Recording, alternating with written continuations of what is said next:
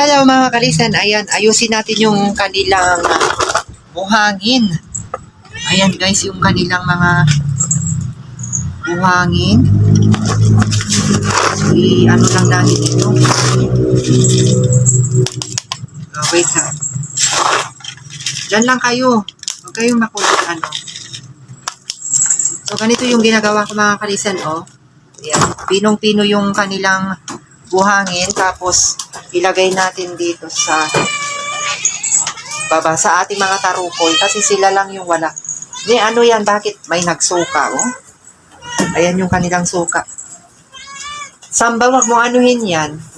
Wag mong inihila nila yung payong. So, dito ko ilalagay yung ano nila, buhangin ng ating mga tarukoy naman. Wait lang. Lagay natin dito mga kalisan yung ang buhangin nila. Oo, dyan lang kayo. Kakain kayo. O, Luna, dyan ka na. Umano ka dyan, Luna, o maipit ka. Oo, dun na. Jesus. Sinakyan agad ni, mga kalisan, oh. Sinakyan agad ni Max. Ayan, oh. Ayan, oh, sinakyan agad ni Max. Kalisen, oh, sinakyan agad ni Max yung ating buhangin. Siya nga pala mga kalisen, ayan, dito na sila sa baba ng ating tarukoy. Pinalitan ko na. Pinagpalit ko na yung pwesto nila at dito naman yung ating mga pelicitas kasi ang dahilan ay medyo magalaw yung ating tarukoy ngayon at palaki na sila ng palaki. Nayuyugyug itong cage nila mga kalisen. Kaya minabuti ko na yung mga pelicitas na lang yung nandito kasi sila, hindi naman sila playful masyado. Samantala yung ating mga tarukoy magalaw sila, apat sila mga kalisen, sobra silang magagalaw. Kaya minabuti ko dito na lang sila sa main sa baba para sa ganun ay balance yung pagalaw ng ating cage.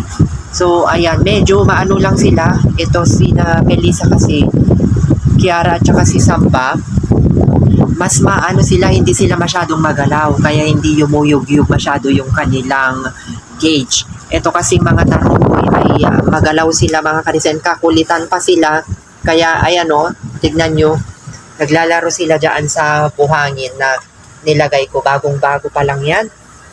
So dito na sila sa baba muna para maiba naman yung kanilang lokasyon. Ayan o, so apat sila. Nasaan si Nasaan si Luna? Ha? Ba't wala si Luna? Ay, ayun si Luna. Ayan, so apat sila mga kalisen yung ating tarukoy dito sa baba. Para sa ganun ay hindi na masyadong yumuyog-yug yung kanilang cage. Kasi talagang magalaw sila mga kalisen. Kaya dito na lang sila sa baba.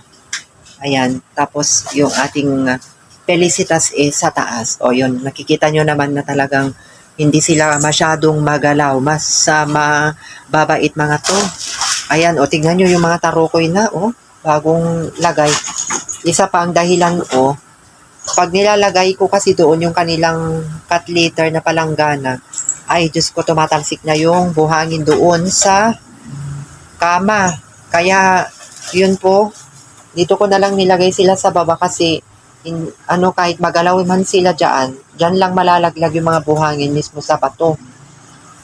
Dito, hindi sila pwede sa taas kasi magalaw sila. Kaya dyan lang sila sa baba na lang. At tatlo naman yung ating mga pelicitas. At ganyan lang sila nakaupo. Ayan, nag-aantay ng pagkain. Ayan lang muna mga kalisen yung aming update sa ating mga 4 babies ngayong bagong taon. Ayan, naway nasa mabuti kayong kalagayan.